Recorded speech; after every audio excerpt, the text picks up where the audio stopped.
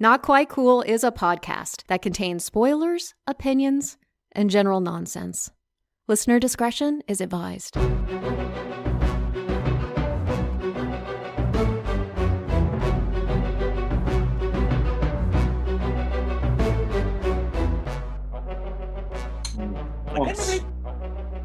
Like a snarf or something, like an 80s cartoon character. He doesn't know what snarf is. He has no idea who snarf is. There's a cartoon called The Incredible New Shmoo. What talking about the Shmoo? Remember the Shmoo? I know what a Shmoo is. A duck. What's a Shmoo? What's the It was a cartoon. It was just The Incredible New Shmoo when he was a little thing. I'm gonna look up The Incredible New Shmoo and see if it's from the 40s or The Incredible New Shmoo. Okay. Yeah. It looks like a dick. I'm gonna share my screen. People at home will be able to. What are you Wow. doing? Look, okay, hold on.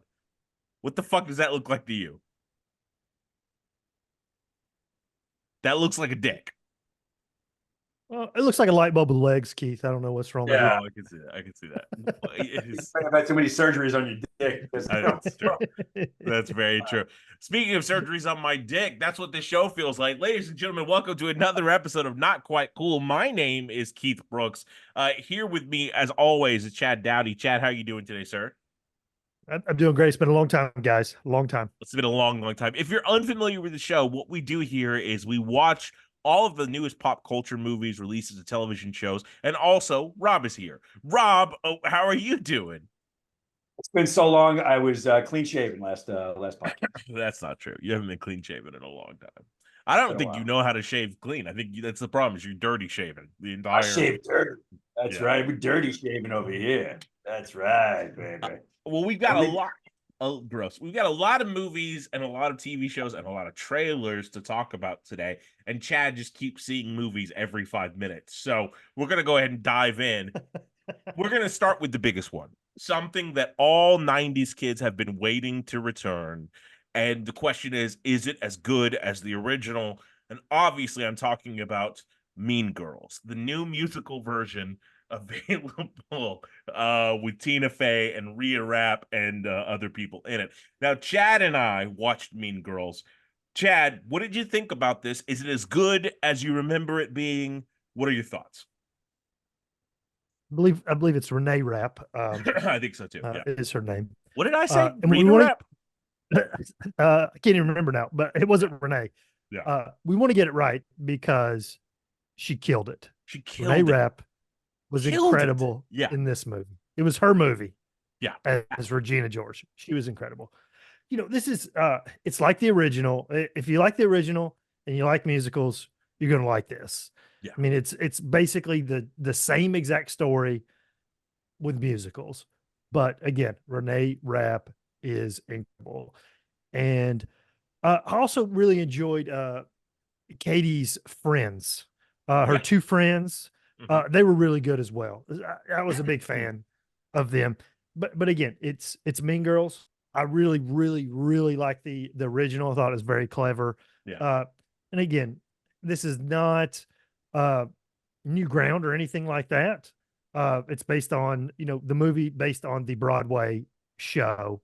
Yeah. But yeah, it was good. But Renee Rapp, thumbs up big time for her performance. She was phenomenal. And I was only familiar with her. I'd seen that she was a singer, so I don't really know a lot about her background.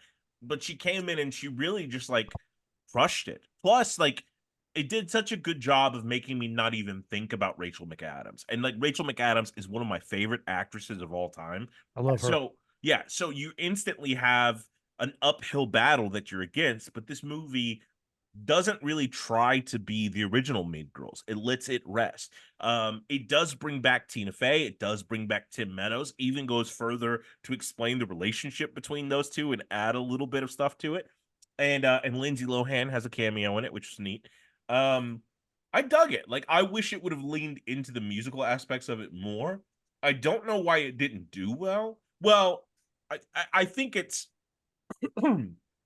excuse me. I think there is a phenomenon of people not paying attention to marketing, but I also think this movie was marketed the wrong way. I always knew it was a musical, but I don't think they ever sold that in the trailers. You know what I mean? Definitely not. Kind of like Wonka. They didn't sell it as a musical either. Yeah, exactly. And Oh, I so didn't know. and so this, like, I had a really fun time watching it. My favorite parts are those moments where they do lean into the musicality of it all. Really enjoyed myself. Yeah, and I just had a harrowing adventure with it. But that takes us to the next thing that Chad saw, a Netflix original starring Millie Bobby Brown, and that is, of course, Damsel. Chad, I haven't got a chance to see it yet. I've loved the stuff she's done with Netflix so far. Stranger Things, obviously, Enola Holmes. How was this? How does this hold up? It's a fine Netflix movie. You know, it's Millie Bobby Brown versus a dragon Great. for basically almost the entire runtime of the movie. I mean, That's awesome. that's what it is. So it works for me. Millie Bobby Brown is just so charismatic anyway. You know, I'll watch her in just about anything, especially these Netflix movies that she's producing and turning out. I mean, it's not that they are, you know, 5-star films, but they're good. You know, they're totally enjoyable. Like I said, she's charismatic. You know, I'm a fan of hers. And I was also a fan of the dragon design in this movie. I thought the dragon looked really cool. It's kind of like a Tolkien-esque dragon that it talks, you Oh, know, awesome. in that regard. But it's just really a cool fight, if you will, between, you know, the damsel, Millie Bobby Brown, and the dragon. Worth I- checking out. Yeah, And I've the always trailer was phenomenal. The trailer blew me away. I thought the trailer, I mean, this movie lived up to that. That would have been fun. I'm guessing it didn't quite live up to the trailer, because the trailer was awesome, I thought. So No, it was cool. I mean, yeah, maybe not as good as the trailer. I'll give you that, because the trailer definitely made it seem like this big, huge epic. Yeah. And again, you're fighting a dragon. I mean, that's kind of epic, but it is really that for, you know, 45, 50 minutes is just her in a cave surviving a dragon, basically. gotcha. That's I have met Millie Bobby Brown, worked with her, when she was much younger, and she was incredible then. And she still continues to impress me with everything that she does. She really is a star, and I can't wait till the entire world. I think they know, but she's only going to shine brighter and brighter. And that takes us to the next thing we're going to talk about. Rob actually saw at least 3 things this time. I was going to say week. It's been much longer than a fucking week. But Rob saw a television series called Constellations. love that. We'll talk about it. Tell us what it's about, all that stuff. This is your time to shine, big guy. And let's just Apple Plus. I don't love all of Apple Plus shows, but I will say this about Apple Plus: the production value and the look of their shows. You can tell they pour money into this. This is an 8-episode short series about a group of astronauts on the International Space Station, and there's an accident, and some damage has occurred, and they have to try to get back all in one piece. And one of them has to remain up there because of the damaged return pods only can carry a certain amount of them.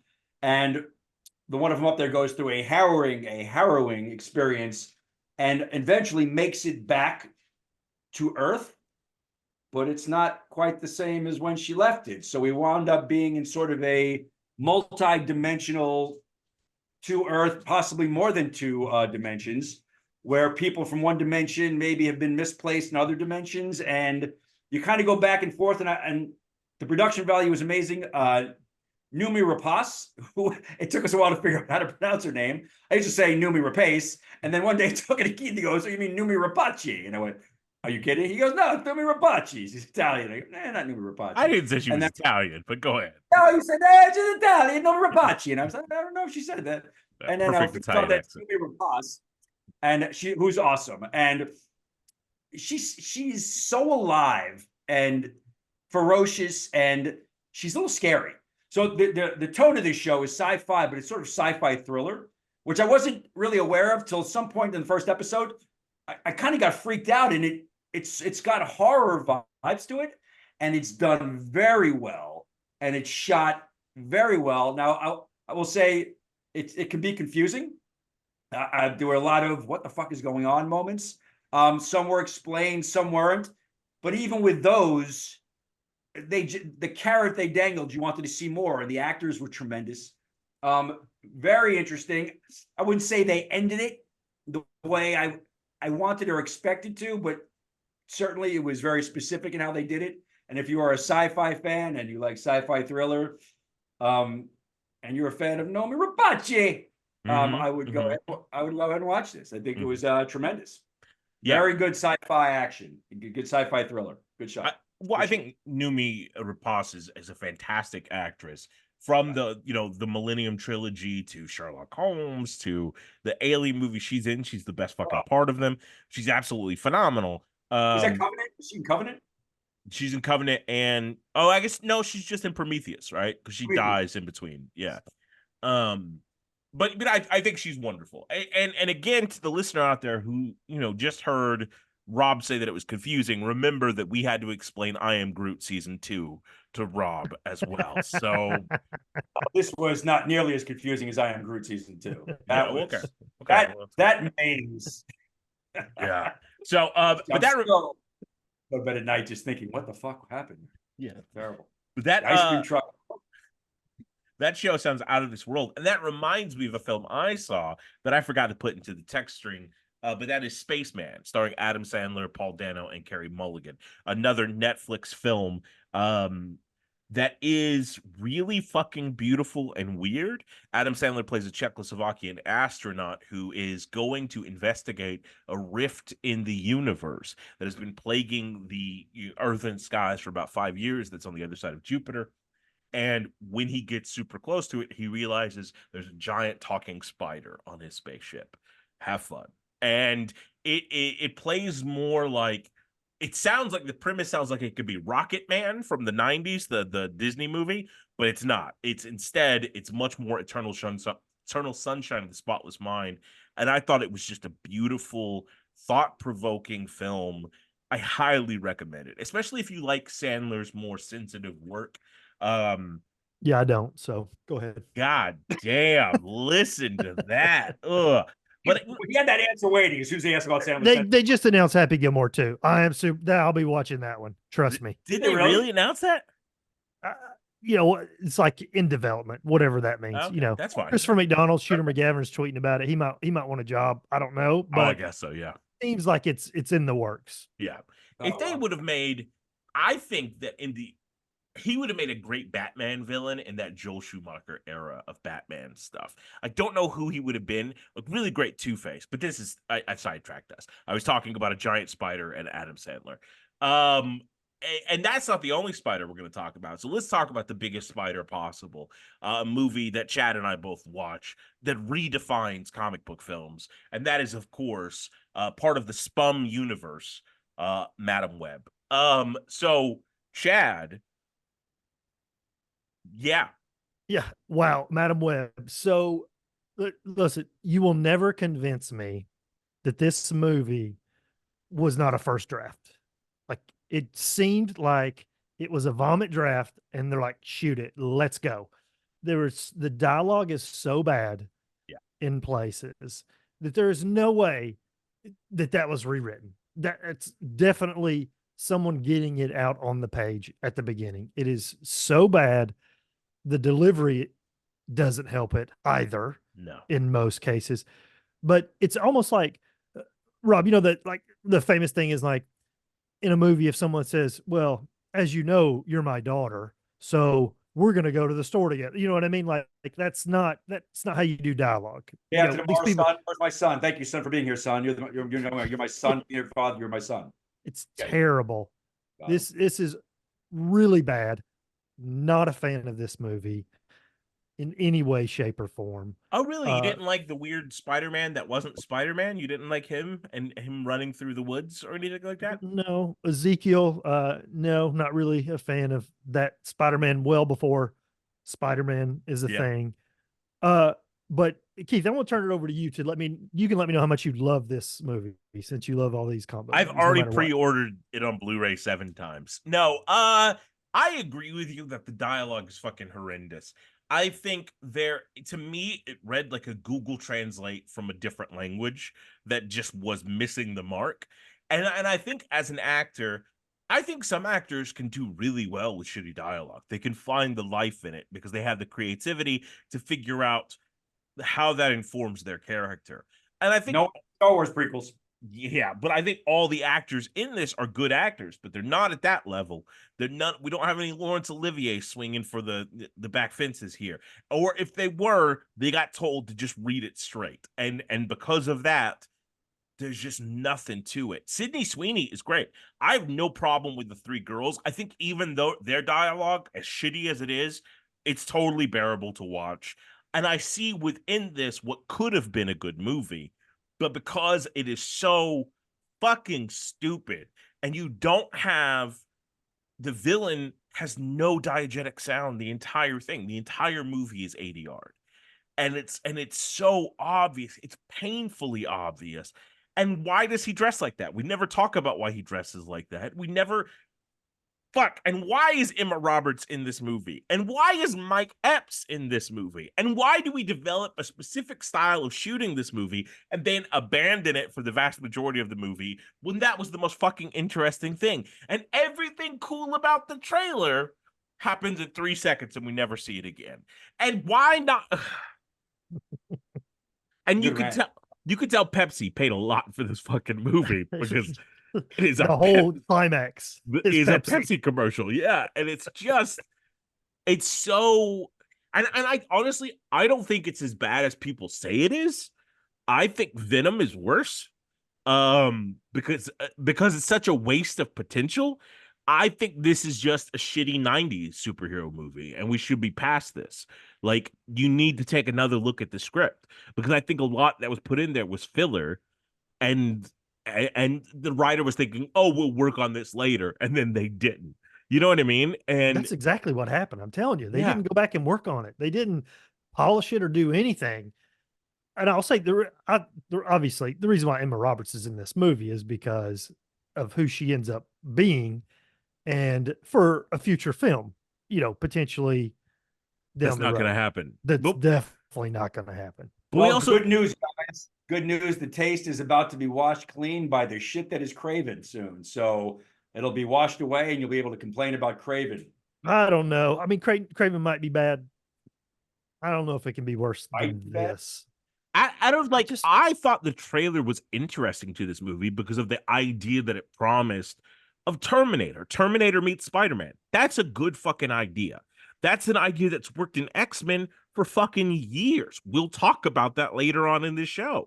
But you have to commit to it. Have him coming back to kill Peter Parker. That's what you fucking do. Or if you're going to have him kill these girls, let them get their fucking powers in this fucking movie. Don't let that be something for later.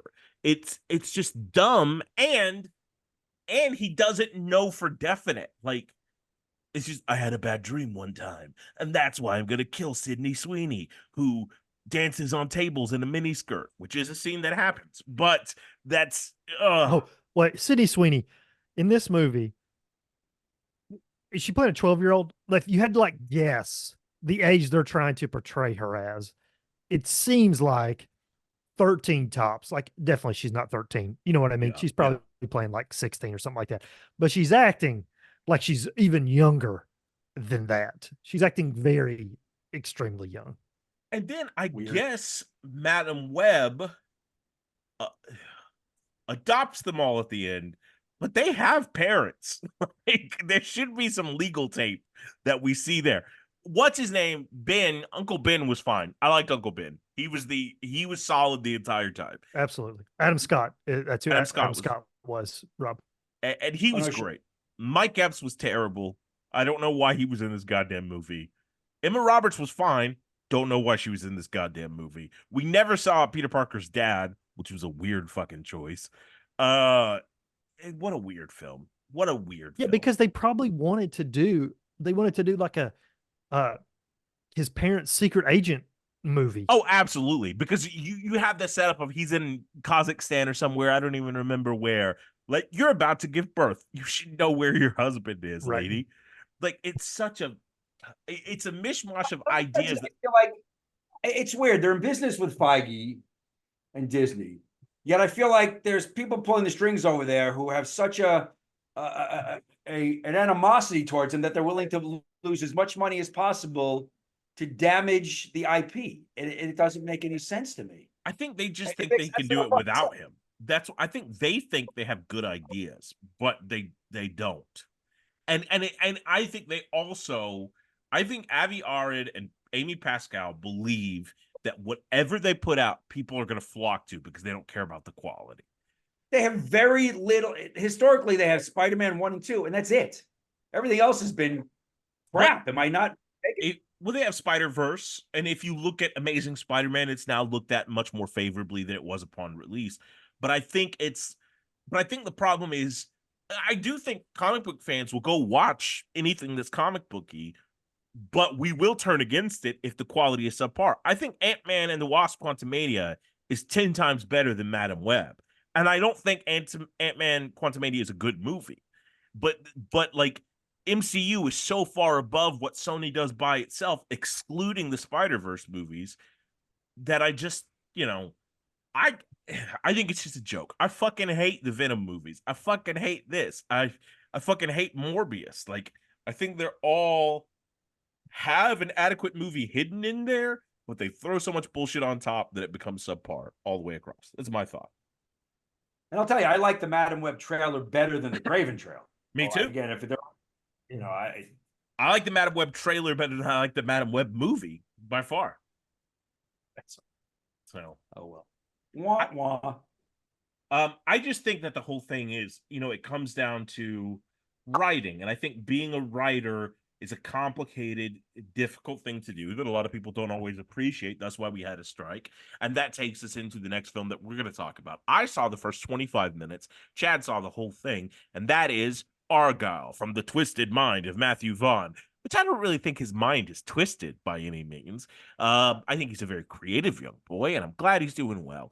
But Chad, what did you think about Argylle, starring Sam Rockwell, Bryce Dallas Howard, Henry Cavill, John Cena, Dua Lipa, who's also really fucking hot in this movie, the lady from Wish and West Side Story.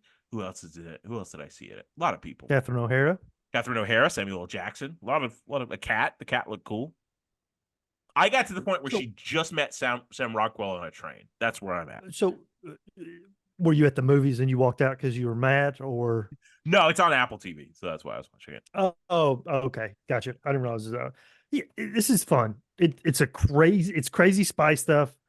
It's kind of crazy like Vaughn's Kingsman series, where that can get out of hand. It's not. I'm not even talking about like Pierce Brosnan Bond. I'm talking about Roger Daniel Moore. Craig Bond. That's grounded. That Bond is grounded spy stuff. Yeah. And the Kingsman is not grounded. Argylle is not grounded spy stuff at all. It is crazy, insane things happen. And again, you've just got started, but it goes off the rails, but in a fun way. It's an enjoyable way. It's Sam Rockwell's movie. He is awesome in this movie. From the moment you meet him, where he's wearing that stupid disguise or whatever, acting like a fan, he's awesome. And what I liked about the movie is the intercuts between the quote basically story that Bryce Dallas Howard is writing when it's Cavill and John Cena and all that, and their dynamic together is fun. And it's super cool to see like Cavill like not necessarily playing like the superhero or like something like Mission Impossible. He's like winking at himself. That's kind of fun. It's pretty good casting all around in this movie, I feel like. Yeah. But this movie's not going to be for everybody because it does have some of that silliness that, Matthew Vaughn likes to do. Yeah. But I enjoyed it. Sure. Yeah. And I hear a lot of people complaining about that they feel there was a bait and switch, that they were going to see a Henry Cavill movie and instead it's something drastically different. And again, like, I think that comes from, as opposed to what Mean Girls did, to me, the marketing sold that this was a story within a story very well. I knew that going in, and even from the first couple of minutes, I think the way that he's accomplishing that is phenomenal. I think Matthew Vaughn is a better version of Zack Snyder in the way he tells the stories visually. Zack Snyder has some beautiful imagery. The rest of him is questionable. But I think Matthew Vaughn created a language of film for that Argylle story, and then had a second one for everything that's happening with Bryce Dallas Howard. And that's a lot of fun to see. And I, and again, I'm fresh into the film, but I'm really enjoying what I see of it so far. Well, plus, I'm going to be honest. There was more Henry Cavill in the movie than I was even expecting based on the trailer. Yeah. Because the trailer really seemed like this is the story she's writing, and we see some of that, and then now we're in the real world. Yeah. You know what I mean? But I mean, it can constantly cuts back to, Cavill's story that's being written. I mean, he's in it a decent amount. It's not his story, not at all. No. But he's in it even more than I expected, quite frankly. Yeah, based on the trailer, it's obvious. Yeah, even in the first 25 minutes, he's popped up a lot more than I thought. The whole opening of the movie is him, and then as she's trying to rewrite stuff, he keeps popping up, and it's creative choices that Vaughn's doing. He's always pushing the camera and the medium forward, and I like seeing what he does, and I think Bryce Dallas Howard is super underrated. She's fucking great. And Catherine O'Hara is always a wonderful thing, but just Sam Rockwell is a god. He's amazing. I love that the fact that one of his first lines is, "Oh, I fucking love cats, man." That's like one of my favorite. That's just so awesome. He's wonderful. I really dig it. But I do like that over-the-top action sensibility that he brings, that ridiculousness. And speaking of ridiculousness, another over-the-top action film has been remade, and Rob has watched that on Amazon Prime. We are talking, of course, about the Jake Gyllenhaal, Conor McGregor, Post Malone starring Roadhouse. Now, Rob, I know you're a huge Patrick Swayze fan. You've got that huge back tattoo of him from all of his different characters. Does this hold up to spread? I like to kind of do the bodybuilder spread, and then Patrick Swayze's arms like my angel wings spread out. Yeah, absolutely. Yeah. I've never seen the original Roadhouse, nor have I seen the remake. Talk to me about how you feel about this one, how it compares, all that. It was a lot of fun. Look, the first one, it wasn't like it was some cinematic masterpiece. It's the TBS equivalent of Beastmaster as far as like fun action, low budget. I love Beastmaster. So yeah, I know, but that's what basically Roadhouse is. It's the equivalent of that. It's played as many times, and Swayze's a lot of fun, and it's got some great cheesy lines, and Terry Funk's in it. It's a fuck yeah, awesome. And it's and again, it's just nice and grounded. I think Roadhouse, Patrick Swayze. Would tell you that it takes itself more seriously than Doug Liman, Jake Gyllenhaal's Roadhouse. I enjoyed them, but I like Doug Liman's and Jake Gyllenhaal's sensibilities and sense of humor a little more than I like the kind of the I don't know, that's self-important, but they're trying to be more grounded that they did back in the 80s. I'm not going to say it's better than the Patrick Swayze way. It's just different. Gyllenhaal plays it completely different. Gyllenhaal is a little sillier, a little more off, a little more damaged. Swayze was more of the Zen Bodhi master, not from Point Break, still, but as a bouncer. Where Gyllenhaal likes to explore the dark side a little bit, damage people. He likes to delve into that a little bit, and I think it was just nice. It was down in the Keys. It was some beautiful scenery. It was shot. I don't doubt that Liman spent every dime in production value. I mean, there's some beautiful footage. The Keys were shot beautifully. A lot of fun fight scenes in this one. He did some interesting things. There's some real point of view fight stuff, point of view camera, a point of being in the fights and things I've never really seen before. Everybody was in great shape. A lot of fun fighting scenes. I won't say that Conor McGregor is a good actor, but Conor McGregor was having a ball as Conor McGregor. And the fight scenes were a blast. I had fun. It was on Amazon Prime. I laughed and smiled. I love Melchior, what's her name? Daniela Melchior, Ratcatcher too. Yeah, she's great. Yeah. That squad. Not a huge part, but the love interest, and she's great and she's stunning and a lot of good character acting. Who else would I like it? It was Billy Magnuson is always awesome. Yeah. And he's Billy Magnusing it. It's nobody's really stretching here, but it's a lot of fun, some good violence, some bad guys getting their comeuppance. Nice catharsis, ass kickings, and yeah, some fun shit. I dug it. That sounds awesome.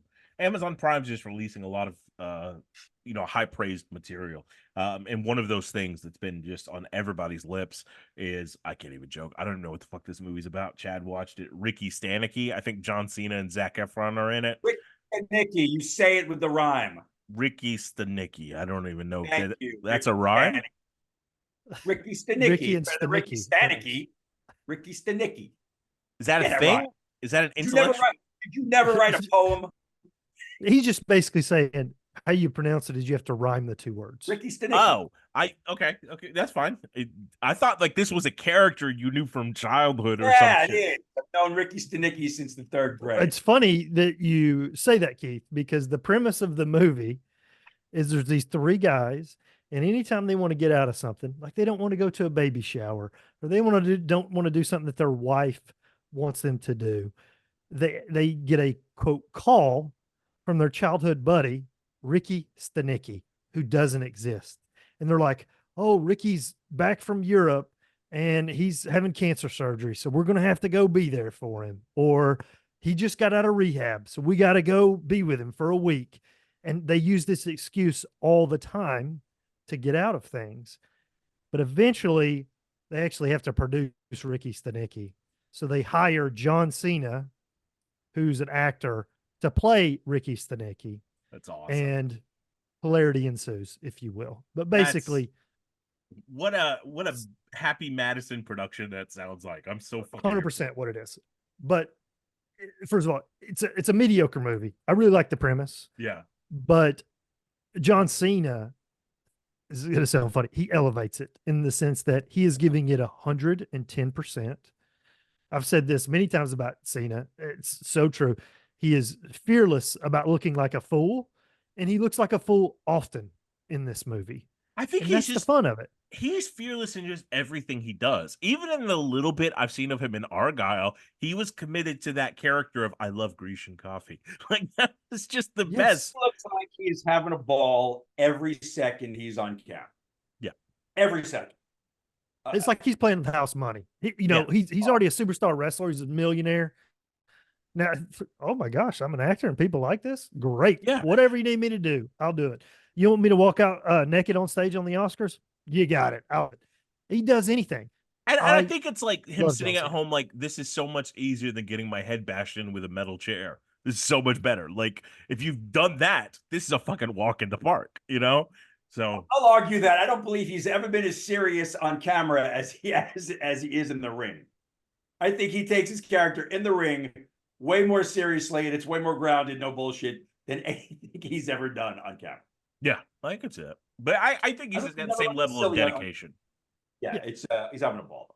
I just think if you're a Cena fan and they're out there, we're out there. Oh yeah, check this movie out. That's what I'd say, because you'll like it because he's Cena. Yeah. So that's Ricky Stanicky. Peacemaker has elevated itself to my #1 comic book series of all time.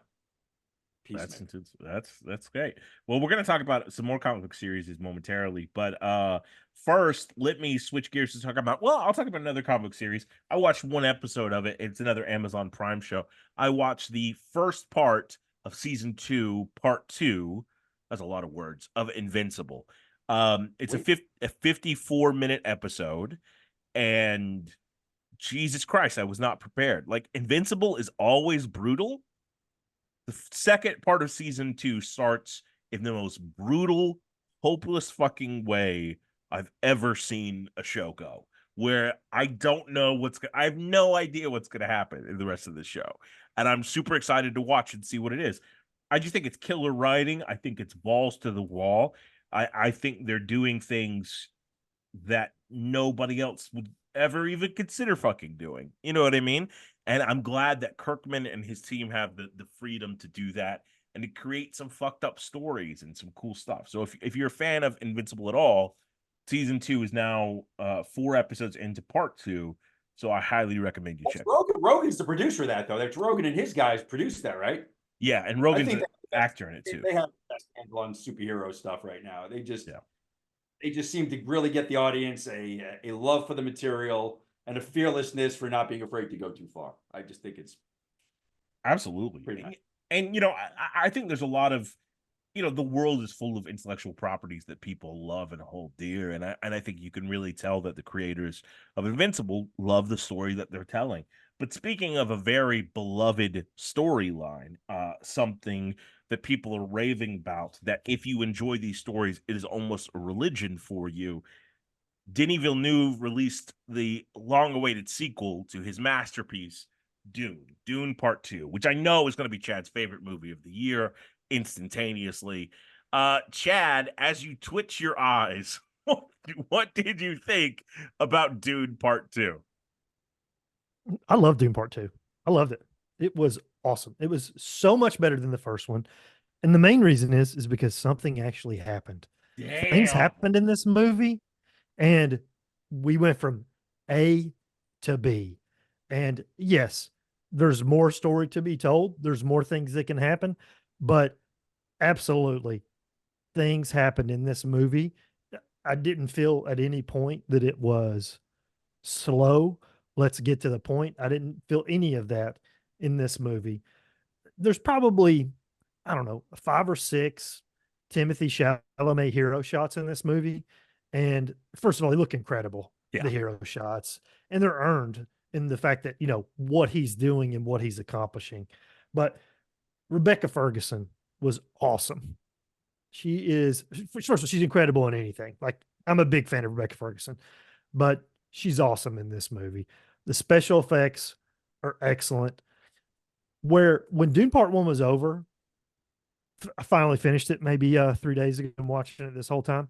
But when it was finally over, I wasn't like, oh my gosh, I can't wait to see what happens next. I'm just like, oh my gosh, forever to watch another one of these. It's going to be terrible. But it wasn't. Dug it. And now that this one's over, yeah, I hope he makes a third one that he wants to make. Like, I'm looking forward to I've it. never heard Chad go, can't wait to see what happens next. Can't wait. I can't. I can't wait to see what happens next. To me, talk about a fucking star-studded cast. Even the bit parts in this movie are like looking at Oppenheimer saying, hold my spice. You know what I mean? Like, Anya Taylor-Joy is in there for one line.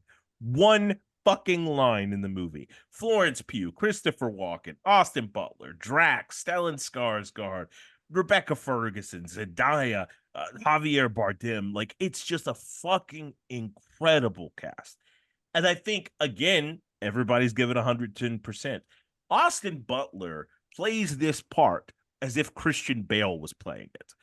And, like, is doing a Stellan Skarsgård impersonation in front of Stellan Skarsgård and nailing it every fucking second. Christopher Walken didn't have a lot to do.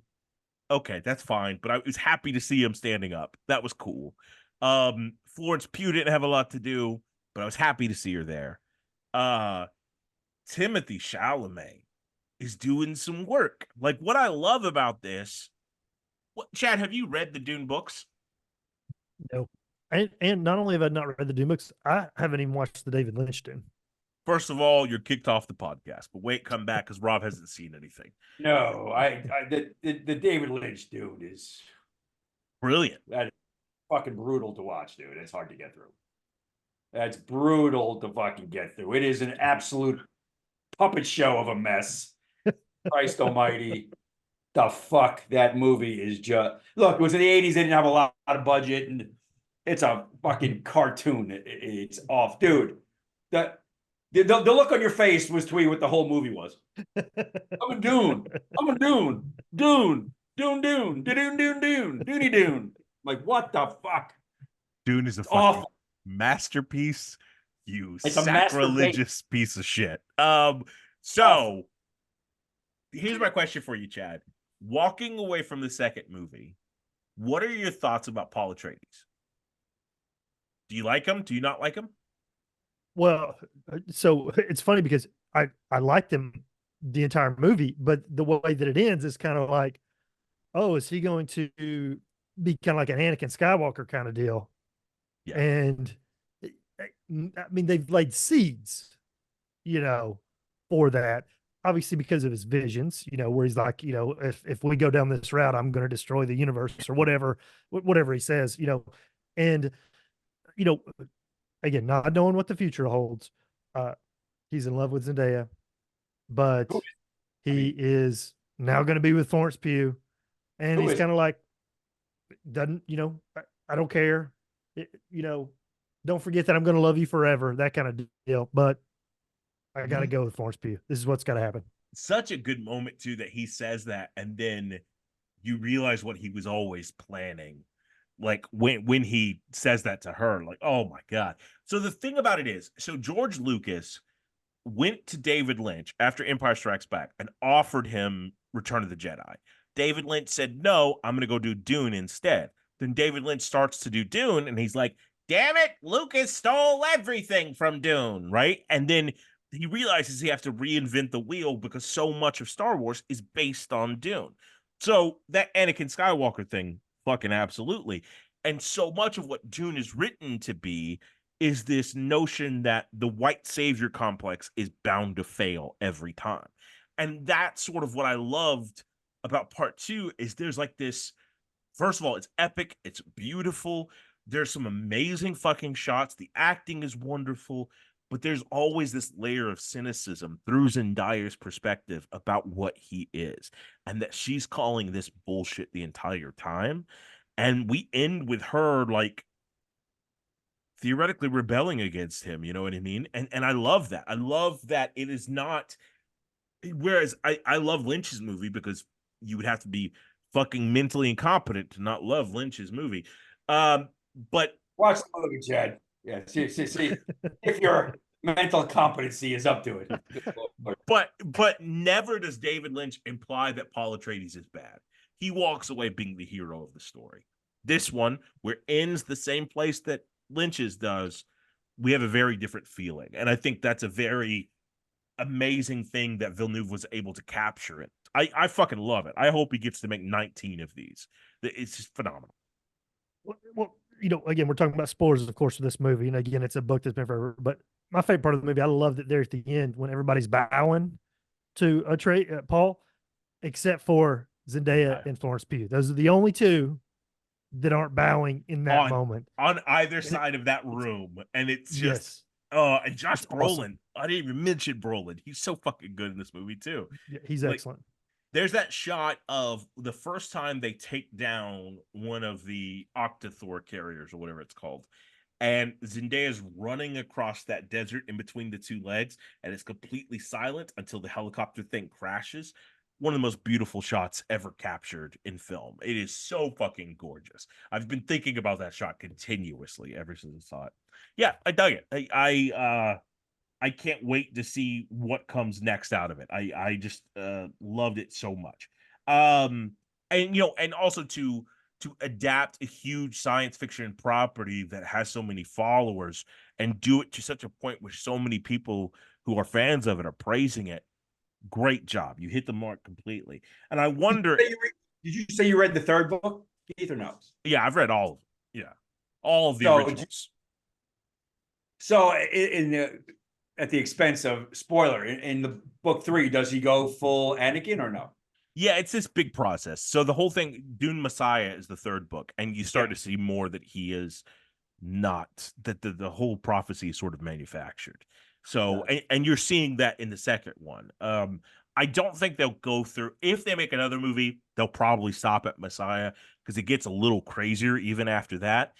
In the second movie, we don't really see the engineers, which are like the worm things from, there's a bunch of worm things, or like the alien worm things on the spaceships and Lynch's. I really wanted to see what Villeneuve would do with that. Hopefully we'll get some more of that in the next one. I don't know. But speaking of great sci-fi and it being adapted and doing pretty well, Rob also saw a television series on Netflix. I think it's Netflix. He has Here and Three Body Patablum. I think that means the three body problem. It's my version of Yiddish. Okay. The three body patablum. That's terrible. So what did you think about the three body problem? Again, another series of books that I wasn't even familiar with at the time. But thank goodness there is so much need of content. Every book on the planet's being turned into something right now. Every now and then, Netflix seems to do something pretty good. I heard mixed reviews about this three-body problem. But it says a fateful decision made in 1960s China reverberates in the present, where a group of scientists partner with a detective to confront an existential planetary threat. Early in the series, basically, it's about we make contact with an alien race, and this alien race is on a planet that's dying because they are in a their planet has 3 suns, and due to the problems that basically a three-body problem causes when they move around, they have very violent weather and people are getting killed. So they pick up a radio signal from Earth where they realize there are living beings and there might be a place where they can move to and save their race. And they start heading this way, and they contact us. And there's a group that they stay in contact with. And the people who basically are in contact with the aliens sort of form a cult. And the aliens realize that people are liars, and they start not trusting us. And basically, they become a threat, and they let it be clear that when they get here, they're gonna take over the planet and treat the planet the way it should be. And ultimately, the first 3 episodes were a little weird. They bounce all over the place. I wasn't sure I was going to dig it. The historical shots going back to 1960s China were amazing. The production value was immense, and how they go about contacting the aliens was really cool. There's a strange way that the aliens contact the humans. It's sort of this virtual reality 3D goggle thing, which fortunately didn't last real long. Episode 4, it takes off. And the final 5 episodes, just a really thrilling, intense sci-fi. Benedict Wong from Marvel plays this detective who works for a gazillionaire played by, I always forget his name, but he's from Game of Thrones, Liam Cunningham, who's awesome. And you recognize him. And they basically, everybody in the world knows what's going on. And these aliens, what's cool is these aliens, their journey here, because of the Fermi paradox, which says that the space is so vast, it takes forever to travel in space. The aliens are on the way, but they won't get here for 400 years. So right now they have 400 years to try to figure out a way to defend the planet. And it's just fucking cool the way they try to figure things out and the way they try to organize the scientists on the planet. And it's a cool ride. And it's based on a few books. Again, I don't trust Netflix to make season 2, but it would be great if they did, because it was pretty cool, man. That sounds awesome. I love when you can nail an adaptation and put it into the zeitgeist. And I'm wanting to watch it. I love Benedict Wong. I think that show sounds really sweet. But speaking of sweet stuff, I watched a film starring Paul Atreides himself, Timothée Chalamet, and that is Wonka, directed by the guy who directed Paddington. Timothée Chalamet can also play a crazy chocolatier, it seems. This is a prequel to, the Willy Wonka that we know. It definitely seems like he's taking some Gene Wilder influences. It's also got Olivia Colman in it. She's fucking fantastic in it. It's just lighthearted, wonderful, happy musical. I loved it. Did you watch it, Rob? I've not seen it yet. No, I will eventually get to it. Chad, did you watch it? Oh, I'm the only I'm person that likes happy stuff. Okay, that's fine. Well, I highly recommend Wonka. It is very satiating. I loved it. I thought it was cute as shit. Just a delightful thing for kiddies and adults as alike. I also watched a film on Shudder called You'll Never Find Me. This is a new release. I want to say it's Australian.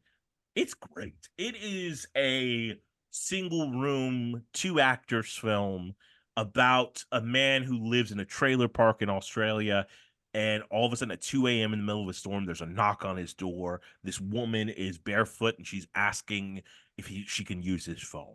And for the vast majority of the movie, you have no idea who you're supposed to trust. At the end, it becomes very student film with a really great budget, but the interplay between these 2 actors is just fucking stunning. If you like seeing actors go toe to toe, I cannot recommend You'll Never Find Me enough. It's just absolutely wonderful. And after you see it, call me and tell me how much you like it. But that brings me to my next question, probably the most important question of the night, and that is, who you gonna call? Well, Chad and I know the answer to that because we both saw Ghostbusters Frozen Empire, which, like, I get why the title is that, but I think the title should have been something different. Chad, do you agree with me? What did you think about this movie? Go into it. Movie's enjoyable. Yeah, I'm sure they could have come up with a different title Yeah. as far as that goes. But I liked Afterlife better, which is the one, before this. Afterlife, it just, to me, it was more emotional. And maybe it was just seeing the Ghostbusters back from such a long drought of not seeing them. And then, we just saw them and now they're back. But I mean, there's funny stuff in this. I mean, it's the Ghostbusters. Um, like I said, I enjoyed it, so don't get me wrong. But I do feel like in this one, the problem I had with it is that there's too many characters. We've got Oh. the original Ghostbusters. Yeah. Great, love them. We've got the kid Ghostbusters from the last movie. Yeah. Love them. And then Paul Rudd and Carrie Coon are now Ghostbusters. Again, they were in the last movie. And then we've got, new characters like Kamal Nanjiani. And I just felt like we didn't get a lot of anybody because of that. It was too little of the original Ghostbusters. It was too little of the kid Ghostbusters. It was too little of Paul Rudd. It was too little of Kamal. It was spread too thin, I felt like. Now, I get it. The original Ghostbusters want to come back, bring them back, have them doing stuff. I get that, but it just did not feel as focused to me on any one. Where the first movie was, I say the first, I keep referring to that, the Afterlife one. It was about the girl McKenna. It was about her and Finn Wolfhard. Like that's what it was. The movie was about, and it was focused on this. And I just don't feel like it was really that focused. But again, I love that it's the Ghostbusters. It was a good movie. Absolutely. I think it was a great movie. I see your point. I disagree with it, and you're wrong, but I do see your point. Now, I think it's like, to me, this is the first one that felt like they were trying to franchise it out and do something different while still having a lot of remember berries in there. Maybe too many, not as many as Afterlife by any means, which Afterlife is just a rehashing. Afterlife is to Ghostbusters what The Force Awakens is to A New Hope. And I feel this isn't quite Last Jedi to that, but it is trying to do something different. It felt like that whole storyline with Phoebe and Melody, I think is the ghost name, that felt very unique to this Ghostbusters world, right? That felt very new. The fact that we have a now Men in Black like organization, I love that. I thought we were going to see more wild characters in that world. But I could see how that could feel very slapshot to a degree. But I like the idea of having 19 stories sort of intersect at the end. I thought Kumail Nanjiani was great. I love Patton Oswalt's little part in it. I thought that was fun. Walter Peck coming back was kind of fun. I enjoyed. Nobody, that's cool. Yeah, Bill Murray didn't say anything about him being dickless, so that's the only remember Barry I wanted. Somebody did though. Did you hear the crowd yelling at him? Yeah, I heard that part. That was awesome. I thought, of course we go back to the library. All right, I can deal with that, I guess. There are other places in New York. You know what I mean? At first, I was sort of, why are we bringing Slimer back? But then Slimer served his purpose really well. I felt there wasn't a lot of Finn Wolfhard, but that sort of paid off. And to me, a lot of people are saying it's very much the real Ghostbusters, and it feels like that cartoon extraordinarily. Definitely did. Even the design of the bad guy. I love the design of the bad guy. I thought that was a great look. That felt very the animated series. And I vaguely remember watching the animated series. Of course, I loved it when I was a kid because it was fucking Ghostbusters. But yeah, I had a good time with it. I don't think it was as impactful because we didn't have that Harold Ramis moment at the end. But we did have a For Ivan, and I like that a lot. I like the suicidal Stay Puft Marshmallow Men. They're kind of fun. Possessor was cool. I had a good time with it. I know they're gonna make more. I'll watch them. I don't think it broke new ground, but I enjoyed Ghostbusters anytime I get them. And I think Right. Paul Rudd is just a great fucking Ghostbuster. He's awesome in this movie. Yeah, I'm glad we all agree. Good. Okay, that silence lets me know. Hey, Renowned. no one's hey, find somebody who's gonna say something bad about Paul Rudd. That's Exactly. all I'm gonna say. Yeah, absolutely. Yeah, if they do, they're definitely a bad batch. But let's go ahead and talk about the new Disney Plus season of Bad Batch, the final season, taking us into a galaxy far, far away. I think we're 8 episodes out into Bad Batch, something like that. How do you feel? I'm 7 episodes in. I'm definitely not completely caught up. So it's at least 8 because I know I'm at least 1 episode behind. Okay. You probably know how I feel about this. Crosshairs in every episode. I I know. love Crosshair. The minute I saw him reformed, I'm like, Chad's gonna be fucking happy. His boy's back. Yes, I love Crosshair so much, and the fact that he's back, and I love Crosshair's relationship with Omega. It's You great. know, they're in prison together at the beginning, basically, and you know, she's not going to leave him behind, and he's like, "Leave me behind. I'm not worth it." You know, and then now he's protecting her. I love it, and Yeah. now that he's back with the team, you know, we've got that tension still. Yeah. You know, and so I love it. Yeah, I'm digging this series. I don't feel like we are. Granted, I'm only 7 episodes in. I don't know how many there are for this season, but I don't feel like we are treading water like I felt in several episodes in the past Yeah. seasons, where it's just, you know, hey, we get the mission of the week kind of deal. I feel like we're doing something, and we're actively doing the overall story, not little side missions so far. So I'm digging it Yeah. for sure.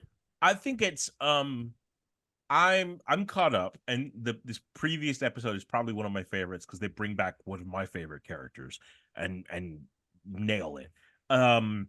But I think they're going out of their way to not say fucking midichlorians this entire time. They're You say M count, right? count. They're flexing hard. They're like, don't you dare fucking say it like the entire time. Yeah, because I think like if they tried to like make that a big reveal that they're talking about midichlorians, is like everybody knows it's midichlorians, right? Like what? I just think that they're afraid that's going to trigger a lot of response, and they're just trying to avoid that as much as they possibly can. But I dig it. Like, I think it's wonderful. I think this show has really amped up its artistic interpretation, because that first episode was dark as fuck, and a lot of these episodes literally take place in darkness. And I kind of theorize, I haven't, and it's not revealed in the most recent episode, but I'm assuming you got to the episode where they were with Rex and another trooper came that was Yep. from the Black Ops. That's awesome. That was awesome. That's got to be tech. Without a doubt, that has to be tech. That's my thought. Your thoughts? Yeah, I was trying to figure out who that would be as well. I did not think it would be Tech, but now that you've said that, yeah, I think it probably is Tech. Yeah. And that's going to be the old switcheroo where he becomes the crosshair of the now, you know. Because really I was thinking like again, it's not right, but I was like, how old's Boba Fett supposed to be around this time? You know what I mean? I was thinking, because again, we got Boba Fett and we got Omega. You know, so I feel like they need to meet, but Boba Fett's probably too young at this point. Yeah. So that was my first thought, but then I like kind of tossed it away because I felt like he's too young. But yeah, you're probably right. It's Tech, because I don't believe for a second Tech's dead. Me either. And I think that's the most gut-wrenching way to deliver that. I just like, to me, I personally love the way this is bringing back all those amazing Star Wars feelings, but talking about nostalgia feelings. Let's talk about the real reason we're here. X-Men 97.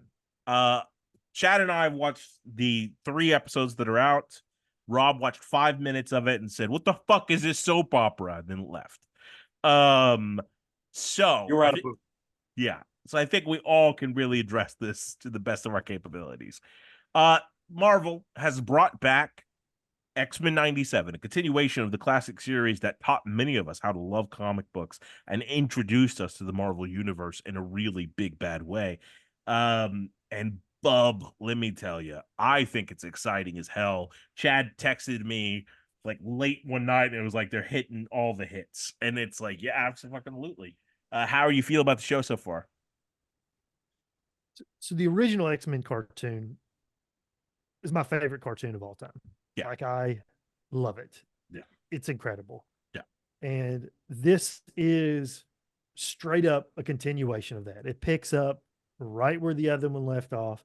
We have most of the same voice actors. Yeah. Back in the same role. I mean, it's awesome. The animation is a little different, tweaked a little bit, but still basically the same style. Yeah. And so it's like I'm back in 1997, which again, that's their goal, but it's like I'm back in 1997 watching the X-Men, and I'm loving it. I dig this so much. I can't wait to see where they go next. When I say they're hitting all the hits, the slight issue that I have is they're hitting them like quickly. Yeah. In the sense that, That like, Madeline the Trial of Pryor Magneto, episode was one episode. Like, yeah, it's like From the Ashes and Inferno, here we go. We knocking it out. Trial of Magneto, half an episode. Yeah. We are, we're heading towards, what is it? Lifeblood, maybe? Life, Death, or whatever. Life, Death. Yeah. Yeah. We're heading towards that. We are just knocking these out. So, let's slow down a little bit, as far as that goes. But I'm digging it all. Yeah. We're setting up a bunch of stuff with the Rogue Magneto subplot. Love it. Love it so much. They're making everyone out to be a badass. Storm, when she shows up, she's a goddess. She's a goddess on screen. Absolutely. Absolutely. And Cyclops, just he's like Captain America when he's flying out of the plane. You know what I mean? He's without a parachute. It's awesome. Slowing his own fall with his optic beam. Yes. It's just I was telling a friend, I think they use the power set better than the comics or the movies or even the original show ever did. That first fight scene of Cyclops moving himself around just by doing the beam itself was incredible. Beast fucking Quatuing a guy and becoming the puppet master inside of the Sentinel was great. Like, I love everything they're doing about this.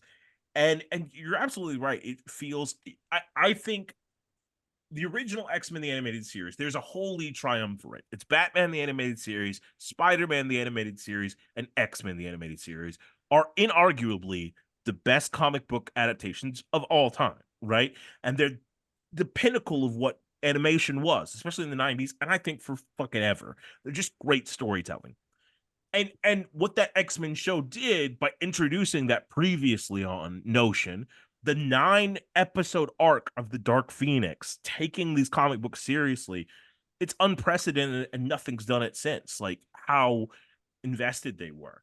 And I do think that this show, I agree, is not giving us a lot of time to breathe, but the fact that they even fucking did the Madeline Pryor episode and made Cyclops got gaslit into knocking up another woman because he thought it was his girlfriend, and that's on the cartoon on Disney Plus. She gets pissed off and turns into the fucking devil and sends the X-Men to hell. And then an evil scientist injects a baby with a virus that there's no cure for, so they have to throw him into the future and hope he survives. That's a fucking episode of a cartoon on Disney Plus right now. Everything I said, it's 23 minutes long. That's 23 minutes long. Everything I said makes me sound like an insane man who wouldn't like David Lynch's Dune. Like, but I'm not crazy. I'm like, so good. The only way it can make it better, there's 2 notes I have. One, give me the actual 3D renders at the end, because right now they look too nice. They were much shittier in the 90s, and I want to see that. Number 2, sell me the DVD at Pizza Hut. That's the only other way to get the nostalgia for this, Like, I'm loving it. Well, there's a line that Magneto has, and I'm going to butcher it, but when after his trial and he decides not to kill the humans, and Keith, you might can help me out with this line, but it's something like, you humans, I used to be a bad guy. You put your faith in me. Uh, and he's like, "Stop messing around and pray that I don't let you down." Yeah, Something or like it's like, that. It's don't let awesome. me fail you. Yeah, like, Yeah. and it's, oh God. Yeah. And, He's and like, "You keep doing this, I'm not going to be able to control myself, and I'm going to start killing humans." literally, this guy comes in with a mutant depowering gun, tries to shoot Magneto, accidentally shoots Storm while Magneto's on trial. He unlocks the Earth that they're in, takes the three judges and the executioner guy, and takes them into orbit, and is like, and like literally turns one of the guys around so he can see the ground beneath him. Fucking terrifying, but such a good use. Like, they just understand the characters. Wolverine's not the star. Fucking awesome. When Madeline is starting to have the baby, he's here. Who? Apocalypse? The Right. baby. Such a good fucking. It's just great. It's just perfect writing. Perfect. I know they fired that one dude, but still perfect writing. I love it. And this is what I want to see in the future, because like you said, they did the big arc of Dark Phoenix Saga. I want them to do a Apocalypse and multiple episodes where it's not them. You know what I mean? It's the Yeah. alternate Age of Apocalypse for at least 4 episodes where we're just in that world and everyone is different. That's what I want to see. And they have the balls to do something like that. Yeah, to me, it feels like they have such a higher budget than the 90s show did. I don't know that they're going to give us big 4-episode arcs like the 90s did, but I do like that they're incorporating. I mean, that Rogue Magneto relationship is from Savage Land too, but it's also it's a huge part of Age of Apocalypse, and that's cool to see that sort of now incorporated. I'm loving this. Like, this is everything I want. I think the fight sequences are better than they were in the original, but I think the storytelling's still there. I just wish I had more time to breathe. But I can't wait for Wednesdays, man. This is super fucking exciting. I don't know how you feel about Thumbs this. up. I did hear some rumors through the crazies on YouTube that the Deadpool movie coming out, he might be from the universe that is X-Men 97 because of a similar the Russian metal guy. Omega Red. Colossus? Colossus. No, Colossus. Colossus is similar. So they were saying that may bring that into the canon, just because that's where that Deadpool's from. I don't know. Was Deadpool ever in the original X-Men series? Yeah, he was in one of those where they show all the heroes reacting to something. I want to say it was the Phoenix. They showed the McAfee, McAvoy. Remember when he's in the house and he turns around and it's all the younger, it's McAvoy and those guys in the back room when they close up to be seen. He was asking if Deadpool was in the original X-Men cartoon. Oh, I'm sorry, I missed that. Yeah. But there's one of those moments where, like, you see Captain America and Spider-Man and everybody reacting to something, and you see Deadpool in that brief moment. But yeah, so Deadpool is in the Quicksilver, like, closes the door or something, or Beast does in the movies because he's walking through the X-Mansion. I think the X-Men 97 stuff will pop up in Deadpool 3, but I don't know that his character's in it. But because of the TVA, we sort of have the ability to pick and choose. I just don't know how they're going to do that live action, unless it just is, what's his name, from the Singer movies, dressed in the blue and yellows. James Marsden. Yeah. Right. Interesting. Interesting. When is Deadpool 3 come out? Is that June or July? June. That's June. Cool. But they do have in this series, they have a MCU nod because at the very beginning you see like the Daily Bugle, but then you see like a newscast and it's HINH or whatever the MCU news station is. That's what they're broadcasting on, as opposed to the one they originally used in X-Men 9 in the original X-Men cartoon. Oh, cool. That's a cool little thing. I don't know. Yeah, I would love to see one of those big team ups because team up movies are always great. And we're about to hear how one is phenomenal. Rob and I have not seen this because Chad breathes movies, but Chad today went and saw Godzilla X Kong, The New Empire.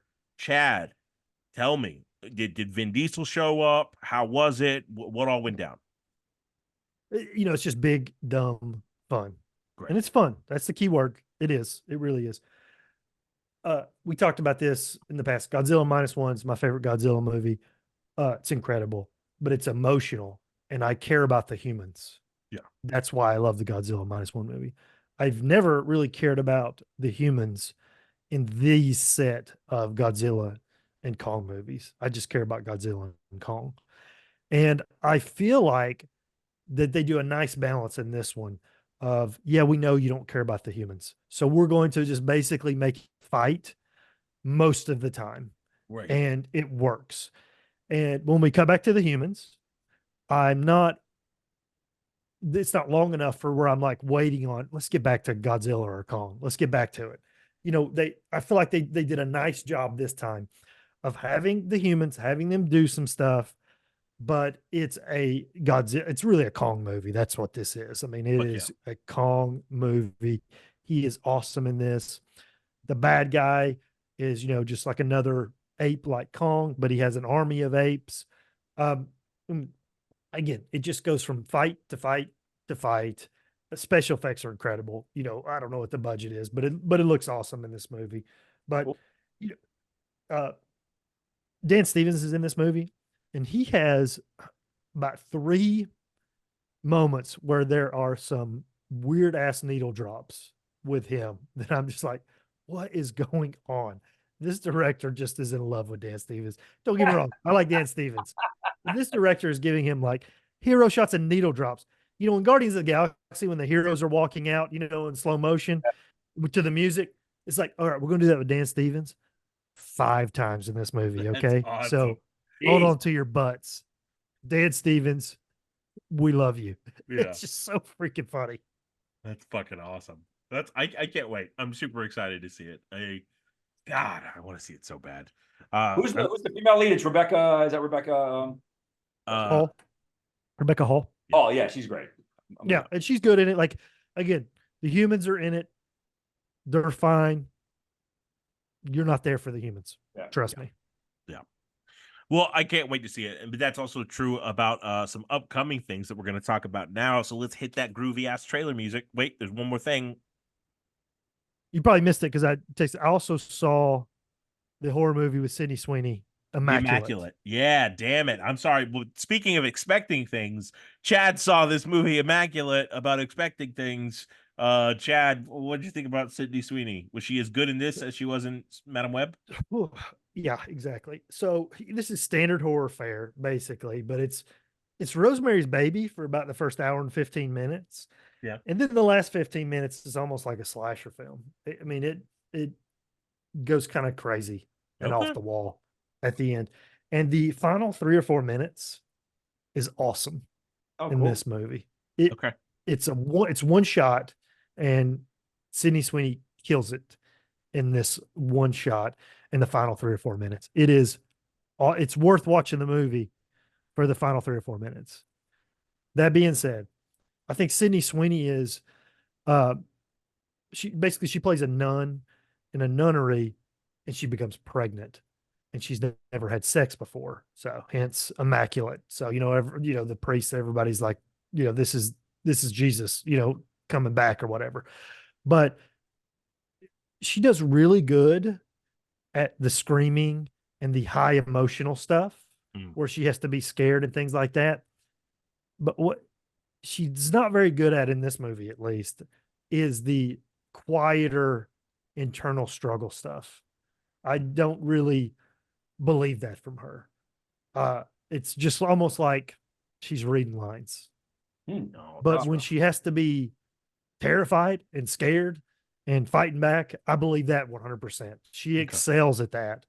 But, if she has to talk about like her past and, how she was abused as a child, you know what I mean? Something like that. I don't believe that from her, basically. But it's worth it for the last 3 or 4 minutes for sure.